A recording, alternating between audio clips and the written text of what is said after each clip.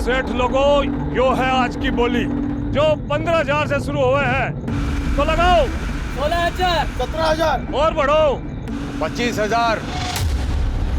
ये बात 25,000 से आगे कोई है कि निकल गई सबकी हवा? तो ये सौदा 25,000 में तय हुआ। आजा हुकुम, ले जाओ। तो आज की बोली यो रही 25,000 की, और यो है आज की दूसरी बोली 16 साल की छोरी। देख रहे हो ऊपर से नीचे तक, लगा बोली। 5,000 6,000 है, निकाल भिखारी को। 15,000 15,000 से आगे कोई? बस और कोई? हुकुम, ये हमारी छोरी से, इसने भी हमारे साथ ले लो ना। 20,000 20,000 से आगे? ये लो हुकुम, ले जाओ। तो आज की यह बोली दोनों माँ बेटी का 45,000 में सौदा तय हो गया। मासा छोरा, हुकुम बस एक आखिरी एहसान कर दो ना हमारे पे। हमारे छोरे ने भी साथ ले लो ना। इसमें खरीदने के लिए आपने पैसे नहीं देने पड़ेंगे। ये तो मुफ्त में आ जाएगा। आपने सब्जी, कपड़े, जानवर और रोजमर्रा की जरूरतों का बाजार लगते अक्सर देखा होगा, लेकिन आज 21वीं सदी में इस तरह से एक औरत और एक नाबालिग की बोली लगते हुए नहीं देखा होगा।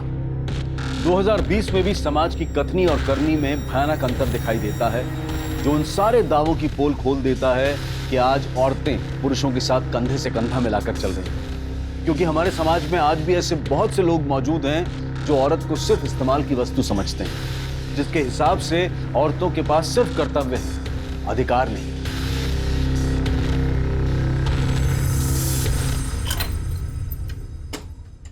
आ जाओ बेटा, आ जाओ, आओ,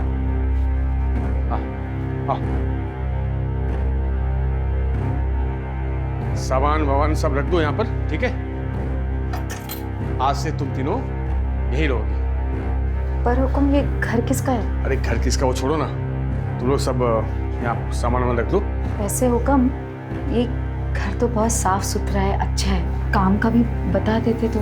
आधार कार्ड है तेरे पास? हाँ है, पर आधार कार्ड क्यों? ला दी मुझे, दे। आ जा बेटा, बैठ।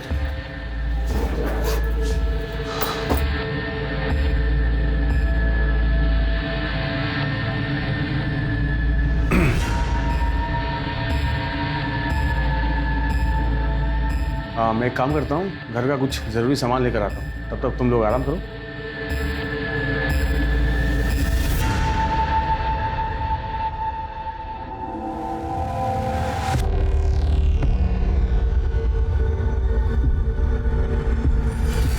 मासा, आपने आधार कार्ड देने की क्या जरूरत थी? बोल देते ना नहीं है। ये छोरी, हमारा दिमाग नहीं चला ना उस वक्त, उन्होंने मांगा मैंने दे दिया। दिमाग ना चला मतलब? थारी इन्हीं हरकतों की वजह से आज हम यहाँ आए। क्या जरूरत है आधार कार्ड देने की? तो छोरे शांति रख। वहाँ कौन से मजे में थे? अरे ना काम था ना खाने को था। हम दोनों ने ना भूखा नहीं मारना चाहती, इसलिए यहाँ आने के लिए राजी हो गई। और तुम दोनों मने खामखा में सुना रहे हो। चलो कोई ना, सब ठीक हो जाएगा। कैसे ठीक होगा? अब तो तुमने आधार कार्ड भी दे दिया, अब तो मैं ऐसे भाग भी ना सकते।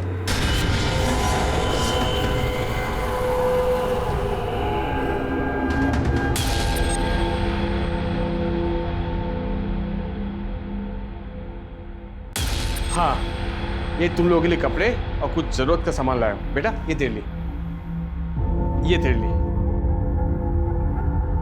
ये तेरे लिए, और मैं तुम लोग के लिए मोबाइल भी लाया हूं, तीनों के लिए, ठीक है? और ये फाइल तेरे लिए। हाँ, एक भूल गया, ये आधार कार्ड। मासा, ये फोन तो नया है। कम हाँ ये सब आपने हमारे लिए किया? बिल्कुल। अब ये मोबाइल फोन दे दिया है तो इसमें अपना फोन नंबर भी दे देते तो। वो सब बाद में, पहले मुझे तेजस्वी का गिफ्ट तो देने दो। ये लो बेटा, तेरे लिए, जा खेल। अरे ऐसे क्या देख रही है? साड़ी पहन के नहीं दिखाएगी मुझे? जा उस कमरे में जा। और तू खड़ी खड़ी यहाँ क्या कर रही है? जा उस कमरे में कपड़े बदल के आ, जा।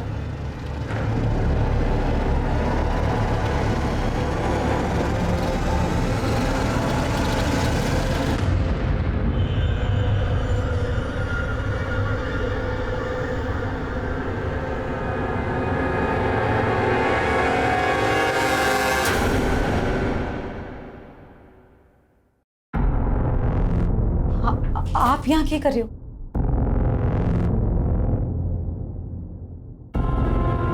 45,000 दिए हैं तेरे और तेरी बेटी के लिए। नई साड़ी, मोबाइल, रहने को घर, ऊपर से खर्चा अलग। वसूलना तो बनता है ना। वसूलना? ये आप ये कह रहे हो? कब मैं यहाँ ये सब करने नहीं आई, मने जाने तो। तेरी जैसी खूबसूरत औरत को मजदूरी के लिए कौन बेवकूफ खरीदेगा बावली? कुछ नहीं।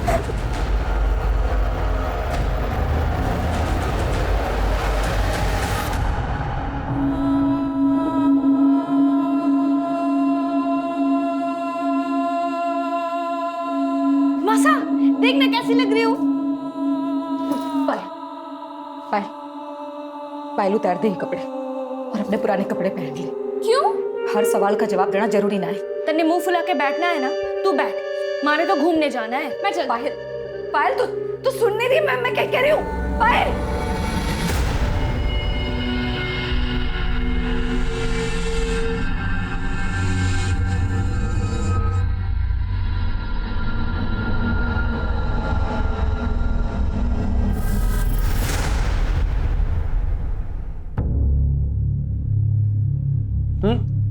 मेरा हो गया, मुझे मत दो। एक बात पूछनी थी।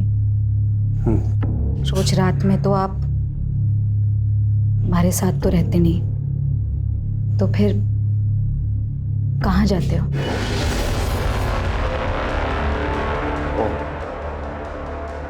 तो तू अब मुझसे सवाल करेगी?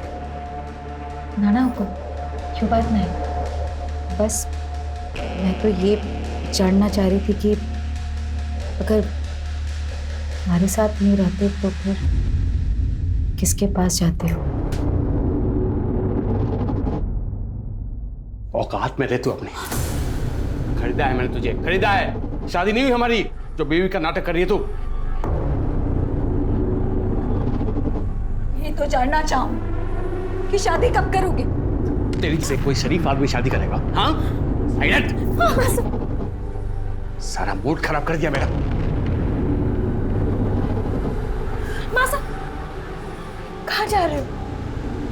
क्यों देखने कि शरीफ आदमी रोज रात में आखिर जाता कहाँ है?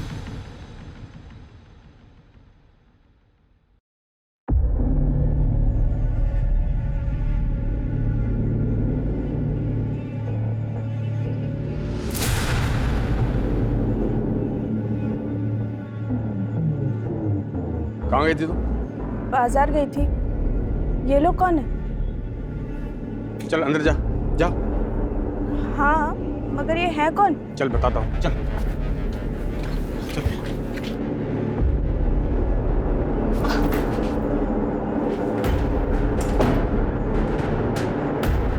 अब समझ में आ गया कौन है ये लोग? या डिटेल में समझाऊं? मासा चलो यहाँ से, चलो।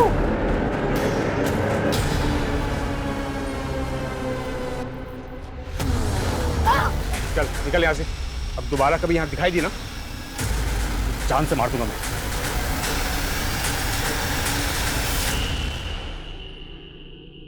मिश्रा, मुझे पता लगा है पॉलिटिकल फंक्शन में तुमने फोर्स कम भेजी है, ऐसा क्यों? सर बाकी की फोर्स मैंने सिविल हॉस्पिटल में भेजी है। सर, गौतम नगर के पीछे वाले एरिया में एक डेड बॉडी मिली है। चलो गाड़ी निकालो। महेश, आरती, चलो। मारी मासा, सब मारी मासा और दीदी पता नहीं कहाँ चली गई है। साबू ने ढूंढना। घबराओ नहीं, आराम से बताओ क्या हुआ तुम्हारी मासा और दीदी को। हमारी मासा और दीदी 2 दिन पहले घर से निकले थे, अब तक वापस नहीं आए। घबराओ नहीं, हम ढूंढ लेंगे तुम्हारी मासा और दीदी को। दामिनी, बच्चे को पानी वानी पिला के इसे शांत करो, इसकी स्टेटमेंट दे दो। जाओ बेटा दीदी के साथ। मिश्रा चलो।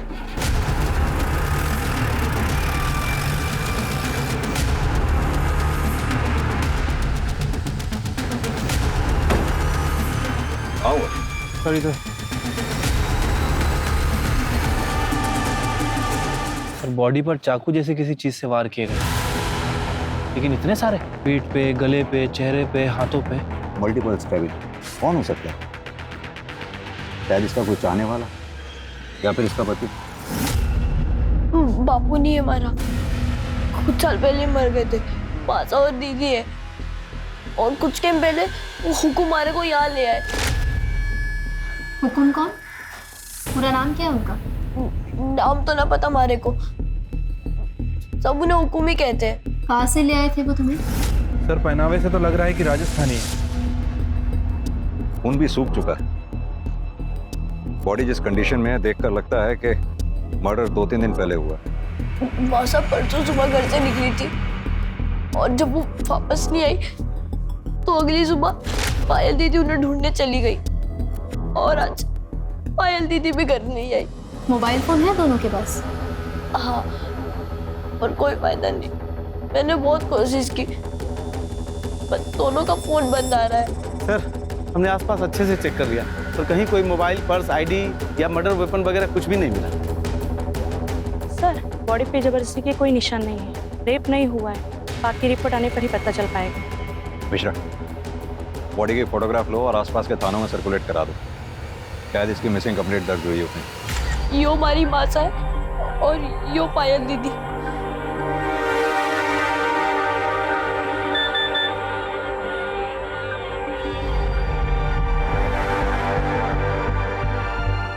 बेटा, तुम्हारी माँ के हाथ पे कुछ गुदा हुआ है क्या, या कोई निशान? हाँ, माँ के सीधे हाथ पे यहाँ ओम का निशान है। बेटा, अभी मैं तुम्हें कुछ दिखाने वाली हूँ, घबराना नहीं, ध्यान से देखो और मुझे बताओ कि यही तुम्हारी माँ है? मासा, यो हमारी मासा। इन्हें क्या हुआ दीदी? मासा को क्या हुआ? मासा ऐसे लेटी। शांत हो जाओ। मासा जागो, मासा, मासा, मासा। सर आज तक अपने करियर में मैंने ऐसा केस नहीं देखा। एक 12 साल के लड़के को अपनी माँ की बॉडी की शिनाख्त करनी पड़ी। मिश्रा, जाहिर सी बात है, इस बच्चे तेजस्वी का सदमा बहुत गहरा है, हम चाह के भी इसका दुख कम नहीं कर सकते। लेकिन हाँ, इसकी माँ रेवती को इंसाफ दिलाकर बहन पायल को सही सलामत ढूंढकर हम इसका दुख कम जरूर कर सकते हैं। लेकिन इसके लिए हमें पता करना होगा ये हुक्म है कौन, जो रेवती और पायल को राजस्थान से खरीद कर इन तीनों को यहाँ कानपुर में लेके आया, मकान दिलाया, कपड़े दिलाए, मोबाइल फोन दिलाया। मिश्रा तुम एक काम करो, पता करो ये तीनों नंबर किसके नाम पे रजिस्टर हैं। शायद इसी के जरिए हम उस हुक्म तक पहुंच पाएं और पायल को सही सलामत ढूंढ पाएं। ठीक है सर।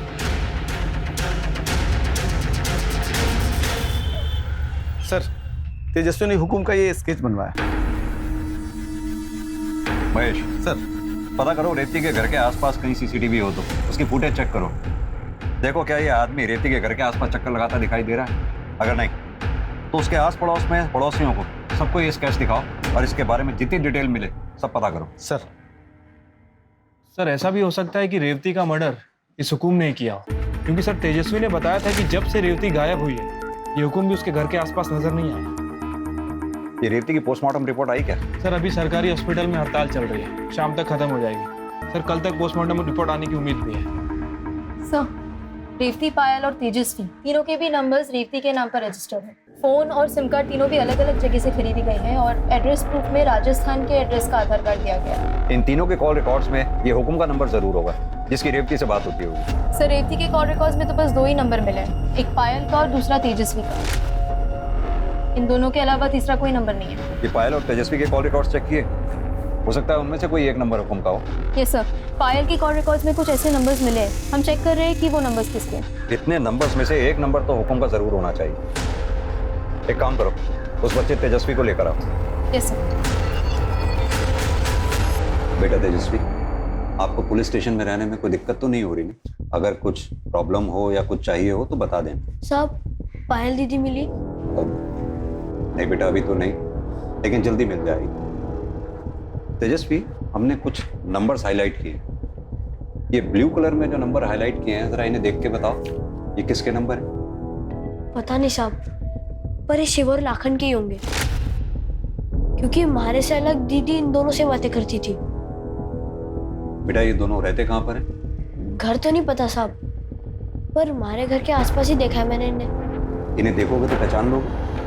हाँ।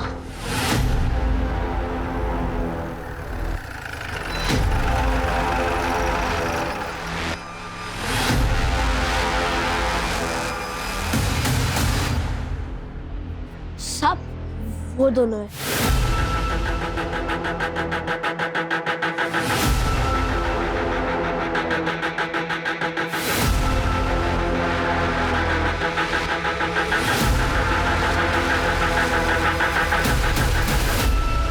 साहब हम और पायल दोस्त थे, वही हमको बताई थी कि उनके यहाँ जो एक आदमी आता था उसको ये सब हुक्म करके बुलाते थे।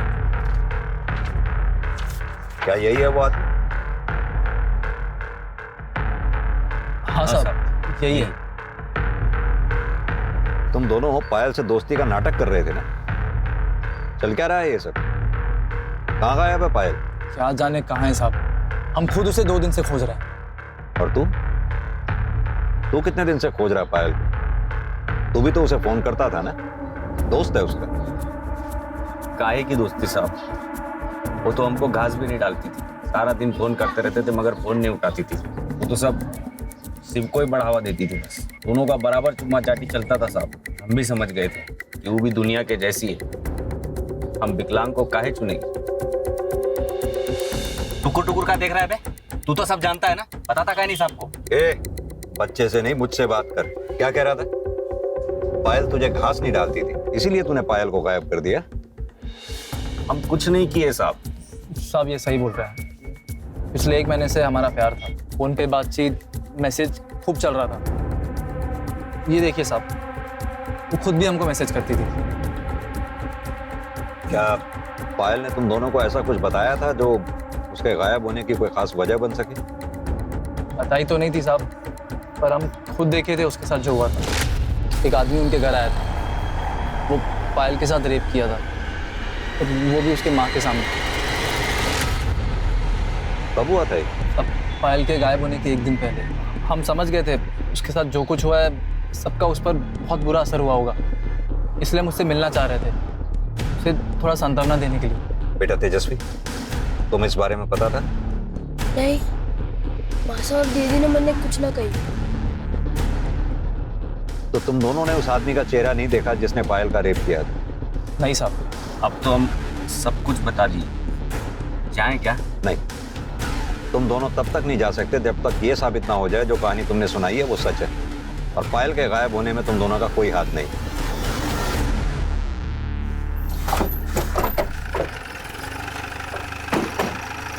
लेके आओ।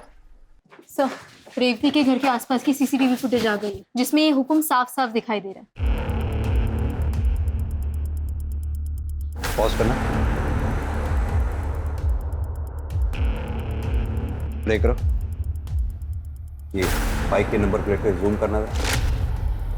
अब यही आदमी हमें इस हुक्म तक पहुंचाएगा। आरटीओ से इस बाइक की डिटेल्स निकलवाओ, ये जो कोई भी है इसे उठा के ले आओ। सर हमारा नाम गोपी है और ये आदमी हमें ही है। ये हमें पता है, अब उसके बारे में बता जिसके गले लग रहा है। साहब ये हरीश यादव है, हमारा पुराना दोस्त। बहुत साल से हम एक दूसरे के टच में नहीं थे, लेकिन कुछ दिन पहले जब हम उसको देखे तो मिल लिए और 4 बातें हो गई। अबे और आगे हो क्या? अंधा है क्या? इतना नहीं है। हरीश क्या बात है हरीश मेरा भाई, कैसा है यार? बढ़िया यार, तू बता कैसा है? मैं बहुत बढ़िया हूँ। अब 2 मिनट की बस मुलाकात थी साहब, बस। कहाँ रहता है तेरा ये हरीश यादव? बचपन के दोस्त हैं ये। पहले वो सुमन विहार में रहता था, अभी कुछ दिन पहले जब हम वहाँ गए तो पता चला बहुत पहले ही वहाँ से कहीं शिफ्ट हो गया है। अभी कहाँ शिफ्ट हो गया साहब ये हमको नहीं पता। इतने साल बाद मिला उसे नया पता नहीं मांगा? फोन नंबर तो होगा। नंबर मांगे थे साहब उससे, लेकिन वो टाल दिए। वो ना देना चाहते होंगे तो हम फिर जोर भी नहीं डाले। फिर साहब वो अपने रास्ते और हम अपने रास्ते। तो साहब हम जितना जानते थे हम सब बता दिए। अब हम जा सकते हैं। मिश्रा, इसके एक फोटो ले लो रिकॉर्ड में रखने के लिए। आपके पड़ोसी विष्णु यादव के यहाँ कुछ गड़बड़ चल रही है, मैं कुछ समझा नहीं। अरे सर, उन्होंने 16-17 साल की लड़की को घर में कैद करके रखा है, वो भी बिना कपड़ों के, सिर्फ चादर में। हमने खुद देखा है उसे खिड़की पर खड़े हुए। जिस लड़की को उन्होंने कैद कर रखा है उसी को खिड़की पे हवा खाने खुला छोड़ दिया। अरे मैडम, हम झूठ थोड़ी बोल रहे हैं, हम यहाँ पे अपना समय खराब करने नहीं आए हैं। दामिनी, ध्यान से देखो, यही थी वो लड़की?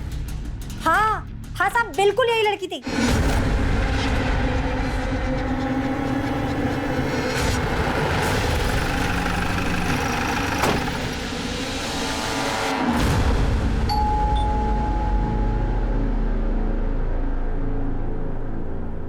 जी कहिए। साइड मिश्रा, घर का कोना कोना छान मारो।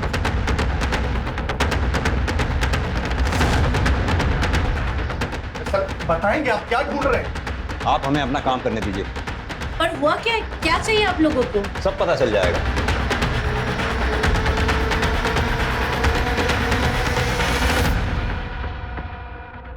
क्या बात है भैया? पुलिस आपके घर में क्या करी? अरे बता नहीं रहे कुछ। जिसे हम सारी दुनिया में ढूंढ रहे हैं वो खुद ब खुद चल के हमारे पास आ गया। क्या? मैं कुछ समझा नहीं, आप क्या बोलना क्या चाहते? हरीश यादव और हुकुम। क्या लगते हो तुम इनके? मैं इनका छोटा भाई हूँ, यहाँ पास 2 मकान छोड़ के मैं रहता हूँ। पर आप ये बताइए कि बात क्या है? अब पूछेंगे हम और बताएगा तू। तेरे लिए तो कई सवाल हैं हमारे पास। क्या? कैसे सवाल? जैसे कि पायल कहाँ है? यही थी ना? कहाँ छुपा रखा है उसको? पायल? पायल भला यहाँ पर क्या करने आएगी? और हम क्यों छुपाएंगे उसको? कुछ दिन पहले प्रताप नगर में किसी लड़के के साथ देखा था मैंने उसको। अब पता नहीं उसका अता पता क्या है, मुझे नहीं मालूम। पता सब मिल जाएगा। दामिनी, हरीश के घर की भी तलाशी लो। एक मिनट, ये चल क्या रहा है इंस्पेक्टर साहब? बताएंगे। अब यहाँ कुछ नहीं मिला तो इसे परेशान करेंगे आप? भैया 1 मिनट लेने दीजिए तलाशी इनको। जब वहाँ भी कुछ नहीं मिलेगा इनको तसल्ली होगी तब। वैसे भी हम कुछ कहेंगे इनको, हमारी बात सुनने नहीं वाले। क्यों नहीं सुनेंगे? तू अगर सच बोलेगा जरूर सुनेंगे। अब सीधी तरह से ये बता कि रेवती और पायल को राजस्थान से क्यों खरीद के लाया था? ये क्या बेहुदा मजाक कर रहे हैं आप?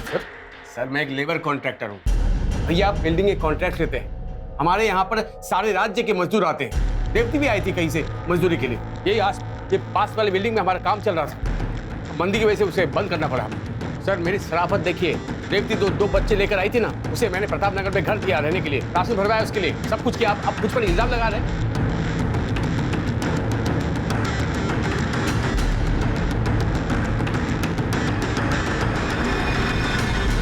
तू तो बहुत दयावान निकला।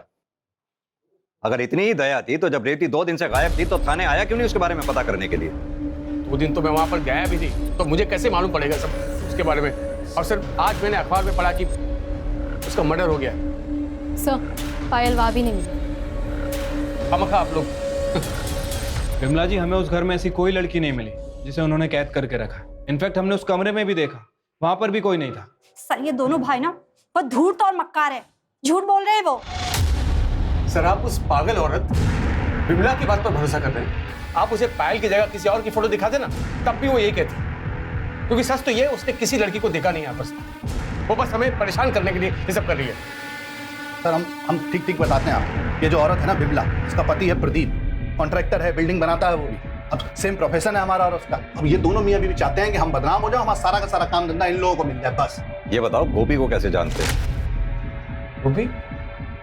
अच्छा गोपी मेरा पुराना दोस्त है, पर उसका इस केस से क्या लेना देना, मतलब मैं समझ नहीं आ रहा मुझे। अपने इस पुराने दोस्त से कब मिला था आखिरी बार तू? आखिरी बार मैं प्रताप नगर में मिला था उससे। सर एक बात बताऊं, आपकी अगर तलाशी हो गई है, पूछताछ पूरी हो गई है, तो प्लीज हमें थोड़ी बहुत शांति दीजिए सर। हम शरीफ लोग हैं। मेहरबानी कीजिए साहब आप। हाँ प्लीज।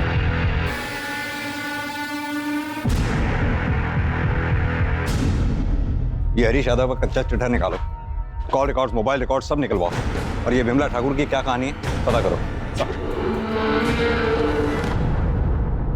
सर विमला ने यादव परिवार पे जितने भी इल्जाम लगाए थे सारे के सारे बेबुनियाद थे। वो ये काम उन दोनों भाइयों को फंसाने के लिए कर रही थी। यानी कि बिमला ने किसी लड़की को खिड़की में देखा है, ये बात झूठ भी हो सकती है? हो सकती है सर। चाहे ये लड़की वाली बात झूठ भी हो, लेकिन फिर भी इन यादव भाइयों के बीच कुछ तो चल रहा है। मैंने नोटिस किया जब हम हरीश और विष्णु से बात कर रहे थे तो हरीश की बीवी बीना यादव कुछ घबराई हुई थी। ये पोस्टमार्टम रिपोर्ट अभी आई है नहीं? सर अभी तक हड़ताल कंटिन्यू चल रही है। वैसे मेरी डॉक्टर से बात हो गई है, उनका कहना है कि जैसे ही हड़ताल खत्म होगी वो हमें रिपोर्ट भेज देंगे। ये हरीश के कॉल रिकॉर्ड्स और मोबाइल लोकेशन रिकॉर्ड से कुछ पता चला कि मर्डर के समय वो कहाँ पर था? सर कुछ खास तो पता नहीं चला। सर अगर थोड़ी समय के लिए मान लेते हैं कि रेवती का मर्डर 26 फरवरी को दोपहर से रात के बीच में कभी हुआ होगा सर, उस टाइम इनफैक्ट उसके एक दिन बाद 1 बजे तक हरीश के फ़ोन की लोकेशन उसके घर की ही थी। हाँ, तो ये भी तो हो सकता है कि हरीश ने अपनी एलिबाई क्रिएट करने के लिए मोबाइल घर पर छोड़ दिया हो और कुछ सस्पिशियस जो कॉल रिकॉर्ड से निकला हो। गोपी हम तो झूठ बोल रहा था सर, उसके पास हरीश का कॉन्टैक्ट नंबर नहीं था, लेकिन हरीश के कॉल रिकॉर्ड सच्ची कहानी बयान कर रहे। गोपी पिछले 1 महीने से हरीश से बात कर रहा था। उठा के लाओ इस गोपी को। ये बोल के छोड़ के बता दो साहब, एक दिन हमारे हरीश को प्रताप नगर में देखे तो हम हैरान हुए कि वो यहाँ कर के रहा है, क्योंकि साहब वो तो कानपुर की बहुत बढ़िया कॉलोनी में रहता था। तो साहब हम उसके ऊपर नजर रखनी शुरू कर दी है। फिर एक दिन हम जानबूझकर उससे ऐसे टकराए जैसे कि अचानक मिले। बढ़िया यार, तू बता कैसा है? मैं बहुत बढ़िया हूँ। प्रताप नगर में क्या कर रहा है?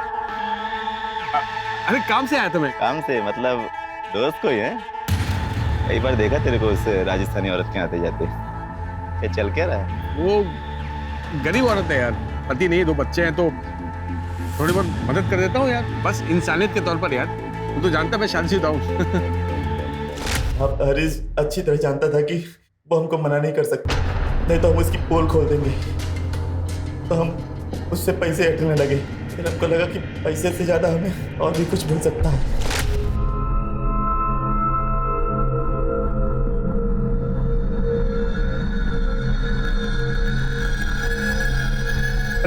अरे ये रहन, तुम अपने कमरे में जाओ, ठीक है?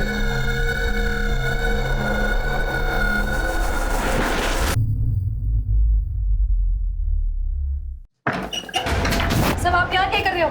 हैरान क्यों हो रही? बताया नहीं क्या हरीश तुमको? हाँ आप जाओ यहाँ से। तुम आओ इधर इधर इधर इधर उधर बंद कर। हम अम्मा कसम खा के कह रहे हैं साहब, हम सिर्फ एक ही बार सोए थे उसके साथ।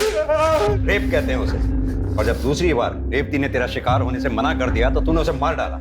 भगवान सब नहीं मारे साहब, क्योंकि तुम्हारा की तो नौबत नहीं आई इससे पहले। वो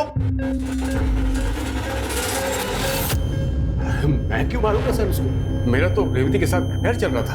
अफेयर नहीं चल रहा था, तूने रेवती को अपनी हवस मिटाने के लिए खरीदा था, और न तू सिर्फ उसका इस्तेमाल कर रहा था बल्कि औरों से भी रेवती का इस्तेमाल करवा रहा था, जैसे कि गोपी। झूठ बोल रहा है सर, वो कभी ना एक नंबर का। रेवती ने मुझे बताया था कि वो गोपी ताक झाक करते हुए उसके घर तक गया था और उसे अकेला देखकर उसके साथ जबरदस्ती की। वो बिल्कुल टूट गई थी सर। मैं तो यहाँ तक सोचा कि अगर मैं इससे शादी कर लूँ तो शायद उसका दुख कम हो जाए, लेकिन मैं ऐसा करता इससे पहले कि वो गायब हो गई सर। और 2 दिन बाद अखबार में खबर मिली कि उसका मर्डर हो गया। आपको बता नहीं सकता कितना झटका लगा मुझे सर। अगर इतना ही बड़ा झटका लगा था तो तू पुलिस स्टेशन क्यों नहीं आया उसके बारे में पूछताछ करने के लिए? ना ही तूने उसके बच्चों की सुध ली। पायल और तेजस्वी को ढूंढने में प्रताप नगर गया था, पर वो दोनों वहां नहीं थे, चले गए थे कहीं। और आप ही ने तो बताया कि पायल लापता है।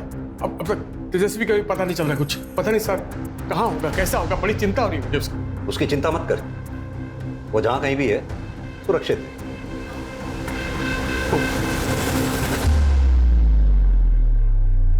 सर आपने इस हरीश को जाने क्यों दिया? साफ साफ दिख रहा है सर सीधा बनने की कोशिश कर रहा है। समझ तो मुझे भी आ रहा है मिश्रा, लेकिन इस हरीश के खिलाफ हमारे पास कोई ठोस सबूत भी तो नहीं है। सर ऐसे तो सबूत शिव और लाखन के खिलाफ भी नहीं है। छोड़ दो उन्हें। लेकिन सर देखो मिश्रा, इन तीनों का कनेक्शन पायल से है, तो पायल जरूर इन तीनों में से ही किसी एक के पास होगी। ये जानने के लिए थोड़ा बहुत तो रिस्क लेना ही होगा। सर मुझे लगता है कि हमें यादव परिवार की औरतों से भी बात करना चाहिए, क्योंकि अगर ये विमला सच बोल रही है मेरे ख्याल से इन औरतों को भी कुछ ना कुछ पता होगा। नहीं मिश्रा, मुझे नहीं लगता यादव परिवार की औरतें अपना मुंह खोलेंगी। मुझे तो वो भी विक्टिम ही नजर आती है।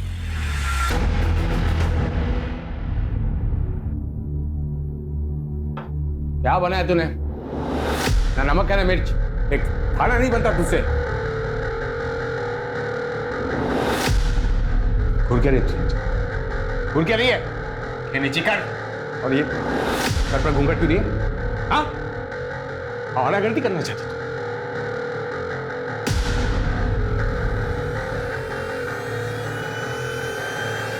बस अब बहुत हुआ।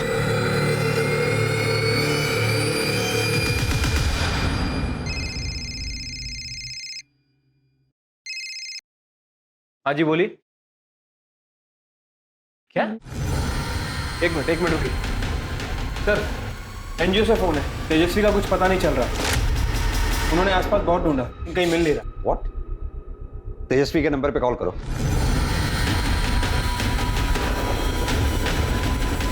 सर उसका फोन भी स्विच ऑफ है। मिश्रा, इससे पहले कि तेजस्वी के साथ कुछ गलत हो जाए हमें उसे ढूंढना होगा। चलो।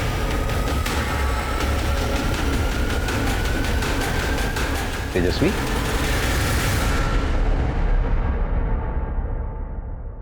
घबराओ नहीं, बैठो। चलो पानी पियो। आराम से बेटा, आराम से। अच्छा ये बताओ, तुम एनजीओ से भागे क्यों? मैंने पायल दीदी का फोन आया था। पायल दीदी? क्या कहा उन्होंने? कितने दिन कहाँ थे वो? इतनी बात नहीं हुई, बस इतना कहा कि शिव की मदद से हम गाँव वापस जा रहे हैं। और रात को 11:30 बजे कमला विहार के पास आने को कहा। मैं वहाँ एनजीओ से भागकर वहीं गया था। मैंने उनका बहुत इंतजार किया पर वो वहाँ नहीं आई। हमारी दीदी को ढूंढ लो सब, हमारी दीदी को ढूंढ लो सब। चिंता मत करो, बैठ जाओ, हम तुम्हारी दीदी को ढूंढ लेंगे। मिश्रा, ये शिव जहाँ कहीं भी है उसे खोद के निकालो और पायल के फोन पे कॉल करो। उसका कोई पता नहीं, उन्होंने कोई और नंबर से कॉल किया था। तो फिर किस नंबर से किया था? उन्होंने ये नंबर से कॉल किया था। किसका नंबर है? पता नहीं। कॉल करो उस नंबर। कल तो कहीं आसपास ही बज रही। दामी, तुम यहीं रखो इसके पास। आओ मेरे साथ।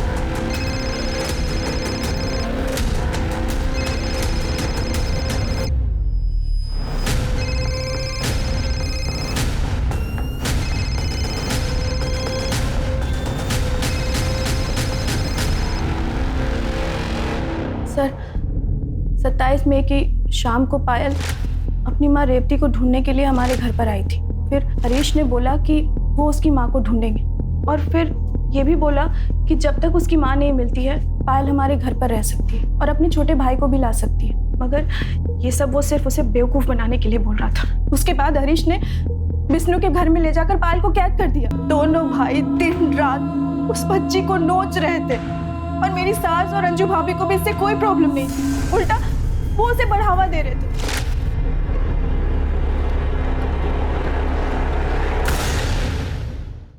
शुरू में मैं भी पायल से बहुत नाराज थी क्योंकि उसकी माँ रेवती की वजह से मेरी बसी बसाई गृहस्थी उजड़ रही थी। उस दिन जब वो खिड़की के सामने विमला से मदद मांगने के लिए गई थी तब मैंने ही उसे पीछे खींचकर खिड़की बंद कर दी थी।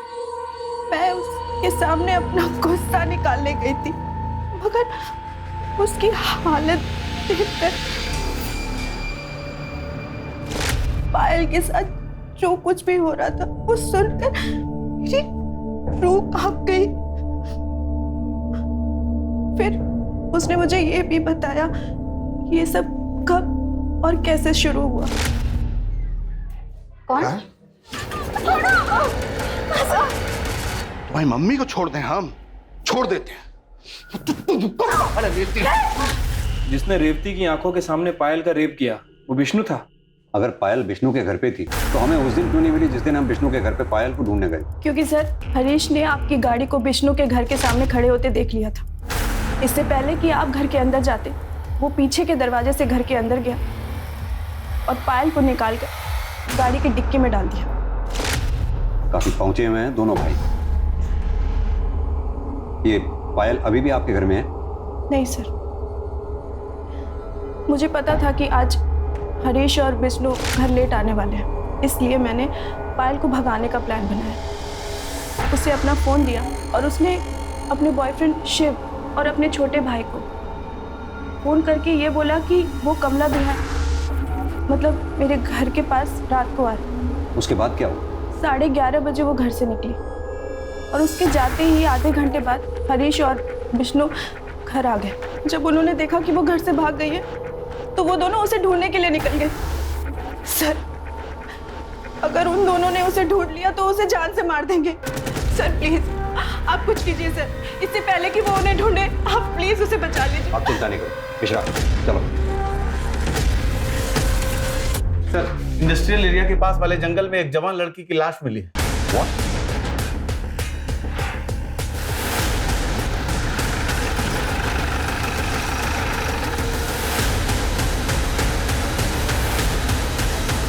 और इसे भी रेवती की तरह किसी धारदार हथियार से मारा गया। सर इसकी बॉडी पे भी बहुत सारे जख्म है। बॉडी चेक करो। Yes sir.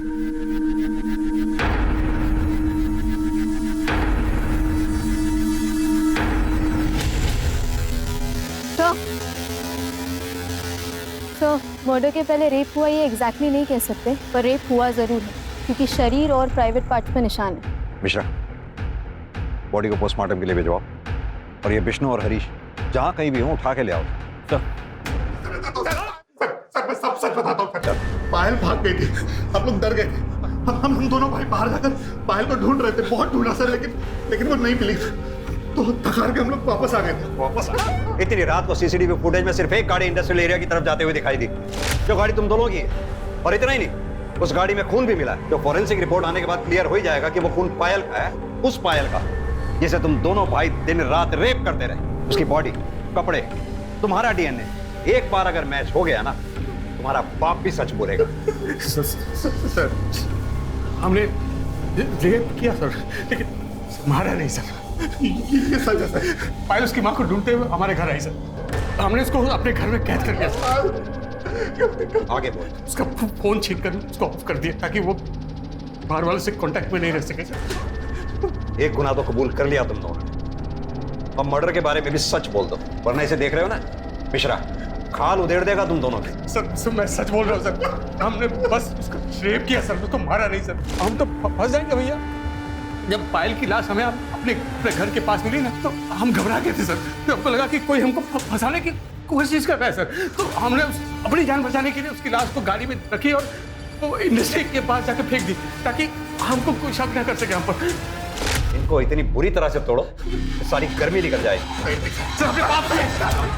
दोनों भाइयों ने एक ही रट लगा रखी है सर, रेप किया लेकिन मर्डर नहीं। ये दोनों हमें गुमराह करने की कोशिश कर रहे हैं ताकि मर्डर के चार्जेस से बच जाए। लेकिन सवाल अब भी वही उठता है कि अगर ये दोनों सच बोल रहे हैं तो फिर रेवती का मर्डर किया किसने?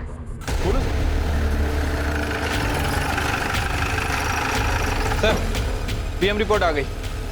फाइनली आई गई? हाँ सर, पायल का जब मर्डर हुआ वो प्रेग्नेंट थी सर। दोनों के साथ गैंग रेप हुआ है। रिपोर्ट में साफ साफ मेंशन है सर, बॉडी पे जितने भी घाव हैं वो 2 से 3 इंच गहरे हैं। तब सर जिसने मर्डर किया उसके हाथों में ज्यादा जान नहीं थी, इसीलिए इतने गहरे घाव नहीं कर पाया। मौत घाव की वजह से नहीं, बल्कि बहुत ज्यादा खून बहने की वजह से। इसीलिए पायल की बॉडी पर 50-60 वार किए गए। मिश्रा, ये काम हरीश, विष्णु या शिव का नहीं, किसी और का है। सर आपने उस दिन लाखन को नोटिस किया था, उसके हाथ बहुत कमजोर लग रहे हैं। हाँ, लेकिन चलो अगर मान भी लिया जाए लाखन के पास पायल को मारने का मोटिव हो सकता है, लेकिन वो रेवती को क्यों मारेगा? जो हाथ सीधी तरह से चाय का गिलास नहीं पकड़ पा रहे थे, चाकू कैसे पकड़े? सर अगर लाखन नहीं है फिर ये मर्डर किसने किया? तो तुमने मारा रेवती और पायल को? क्यों मारा उन दोनों को?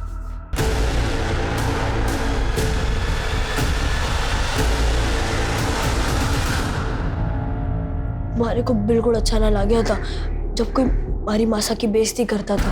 वो खूब 2 पैसे की औरत कही थी उसने हमारी मासा को। 2 पैसे की औरत? मुझे तो उस दिन शिव और लाखन से पता चल गया था कि दीदी के साथ भी जबरदस्ती हुई थी। मासा गुस्से में हुकुम से बात करने घर से निकली और उसका कुछ फायदा नहीं था, इसलिए मैंने उनका पीछा किया और गौतम नगर के पास पहुंचते ही